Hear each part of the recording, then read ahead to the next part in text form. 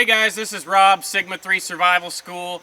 Today we're going to do something a little bit different. I have got a challenge not only for myself, but for you guys out there that have been watching our channel for a long time. We're starting a whole new series of videos called Survival Games. And basically what Survival Games is going to be about is challenging you to go out into the wilderness in your area and live off the land with nothing more than a few items or whatever your desired kit is according to the challenge we're setting out. And you're going to live off the land legally. You're not going to use any illegal tactics, things like that.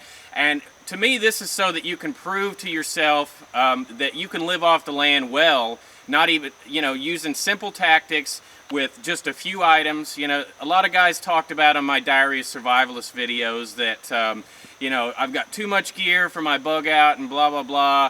And yeah, it's a fairly heavy ruck, but honestly guys, I could do this with just a knife or no knife or, nothing at all. So having a nice big backpack just increases your comfort level, your psychological state of mind.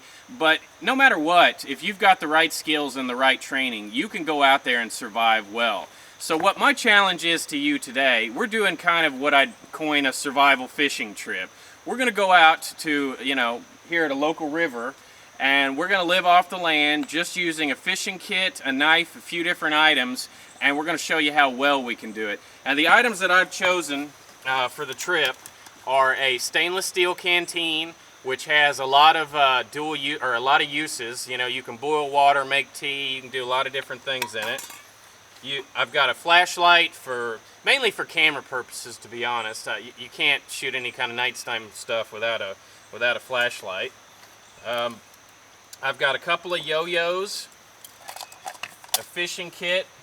I've got basically just some hooks.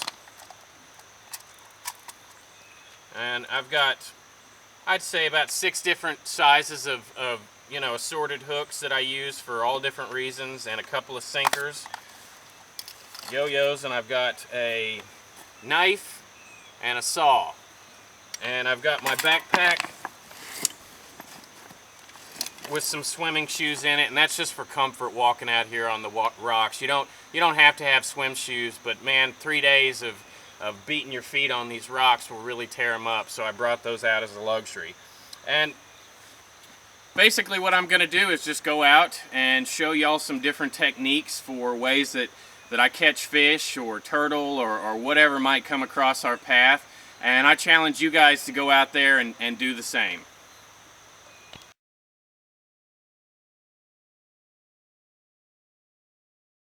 So I'm walking to the shelter location right now. With survival, you never know, where you're headed necessarily.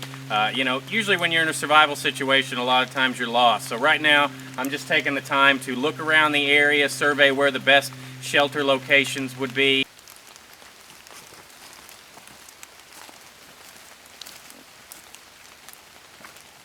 Alright, so I got pretty lucky.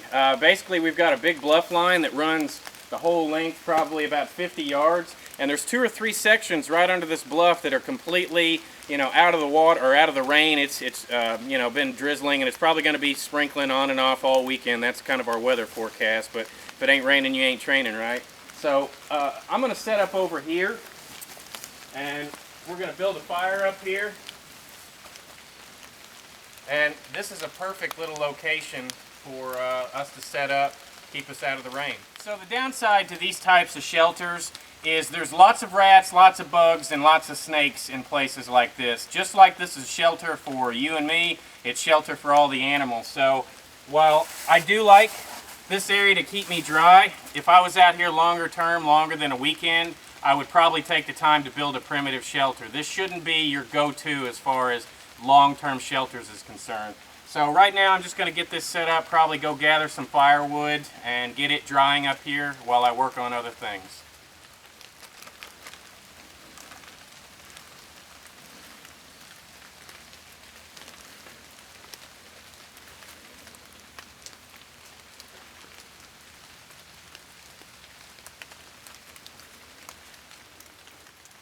So typically when it's raining like this, it's obviously hard to find dry tinder. So you want to look in areas that obviously aren't going to be hit by the rain. I got lucky, and literally right next to our shelter, I found a fallen down cedar tree. And this is going to provide all my initial firewood to get the fire started, as well as you know, providing me dry tinder to actually get the fire started with a Flint and Steel. And the underside of this is great, whereas all this is just soaking wet. You'd have a hell of a time trying to get a fire started with that stuff. But shouldn't have any trouble with this. So I'm going to harvest some of this up. And I'm also going to take some of the branches and I'm going to strip the outer bark and quarter these and use them for kindling fire sticks since they're dry on the inside.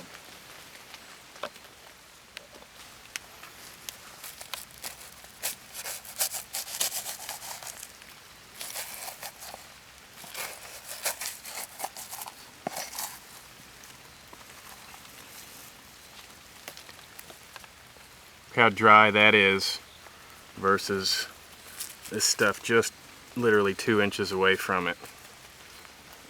So I went ahead and peeled off just a large chunk of bark. Cedar is pretty easy to remove the outer bark, you know, the cambium layer, and the stuff that we want is right here, this fine hair stuff. And I just take another piece of bark as something to carry it or hold it in, and I want to take my knife and scrape it at a 90-degree angle and get some of those finer hairs off of it. And I'm going to process this down and create a teepee fire and get it nice and warm up in this cave, and then I'm going to go worry about my water. Water's not as big an issue out here. We've got a pretty good abundance. So the trick when doing Flint and Steel is to make sure that you've got a lot of fluff and a lot of air in the tinder that you've created. Try to make it as thin as you possibly can.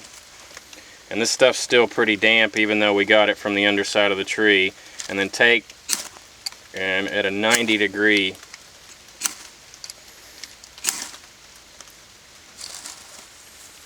and after you do it a few times, refluff it back up.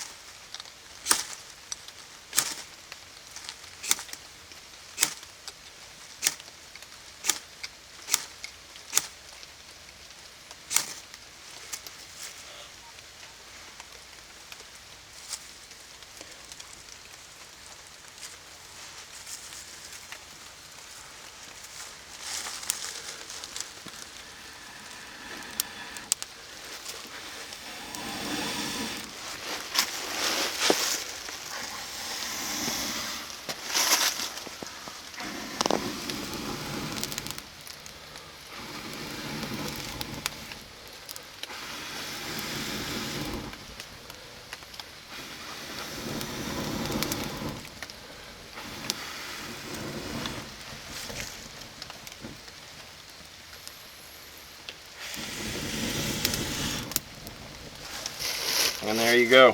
We've got fire.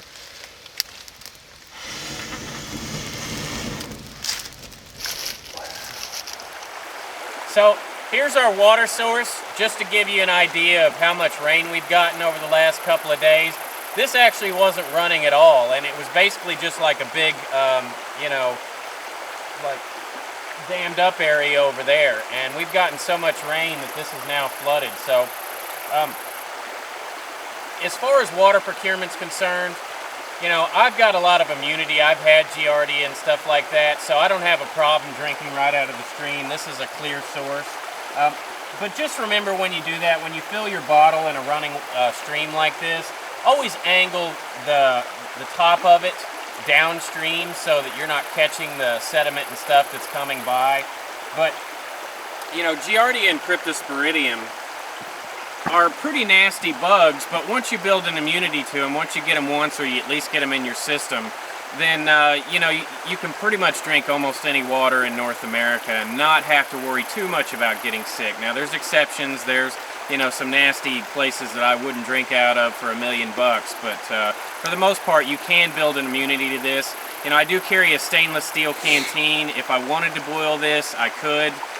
There are other primitive procurement methods, sip wells and things like that. But to be honest, I just didn't find it necessary on this trip. So we're just taking water right from the stream.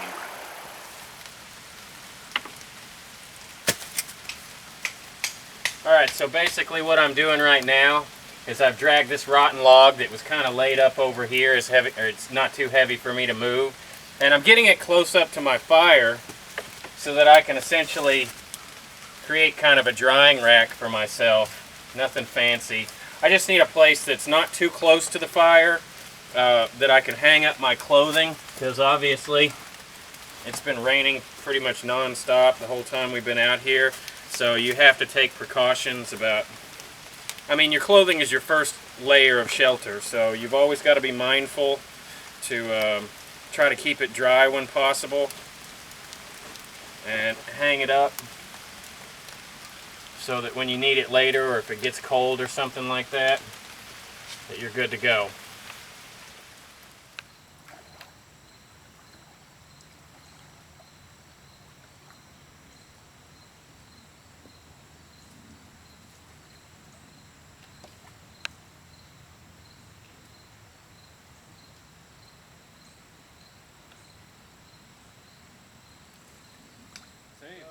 It ain't much, but at least we got some meat.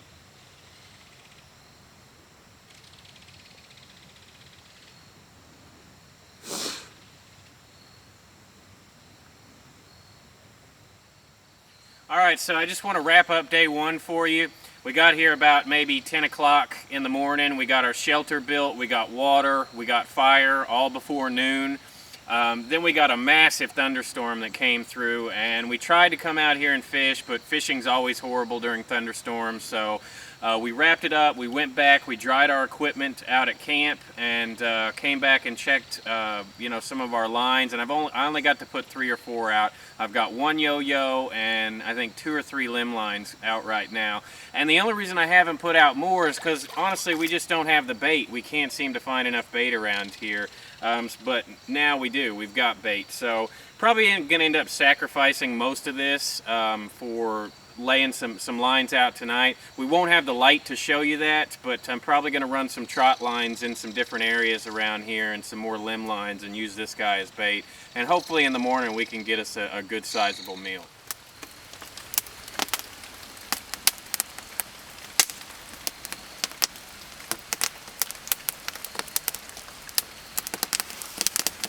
So right now, fixing to rack out. Caught a couple of fish today, and right now I've got some nettles that I'm fixing to singe over the fire. And basically what that does is it burns off the formic acid in it, and that way I can eat it without having any issues. So that's dinner for tonight, along with one little fish that I may end up using for bait tomorrow instead of eating tonight.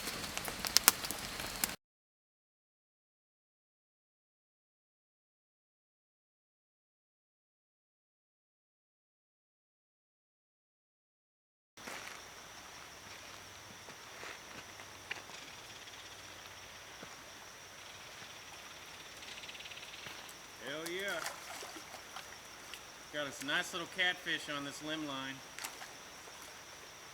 And we got another one over there. Looks like we got about a 1 or 2 pound catfish here on this one limb line. And I caught him with a frog. We chopped up a frog into pieces, and that worked pretty good.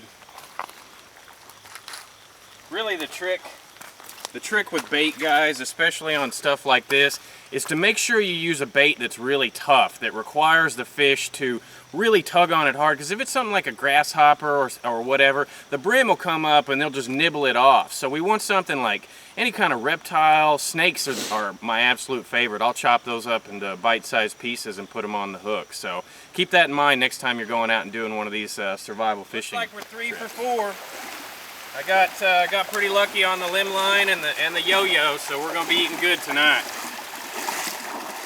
Hey, so I wanted to show y'all something that I found that I didn't even know existed. These are some kind of freshwater jellyfish. You can see them floating around in the river, and they seem to be all over the place. I've been down here a million times and I've never seen this before. So if any of you, expert wildlife guys know anything about this, I'd love to hear some commentary on the channel about it, or hit me up on a private message. But you can see them kind of just float. Like, get a close-up of this, like right over the top. Can you see it? Mm-hmm. You can see it on camera? Oh yeah. They're without a doubt jellyfish of some type.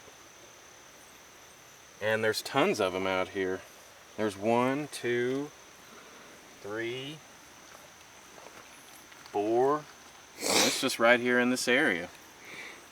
So drop some commentary if you know what those are. I'd love to know. Thanks. So what I'm doing right now is me and the guys are rigging up a bunch of limb lines, and then I brought 2 yo-yos as part of my fishing kit. And these are much better than limb lines, but either way, I mean, as you can see, either or produce. So I prefer yo-yos, but limb lines get the job done when you don't have these. And all we need is a little bit of monofilament and some hooks, and that's it. And we're eating good. We got 3 catfish. We kind of got skunked yesterday because of all the rain and stuff like that, but overnight our limb lines produced for us, so we're good to go on that. Right now we're going to head out, and I'm going to actually have these guys set some limb lines, and we're going to be in some chest deep water, and I'm gonna run the camera with a dry bag and show y'all how we set these up.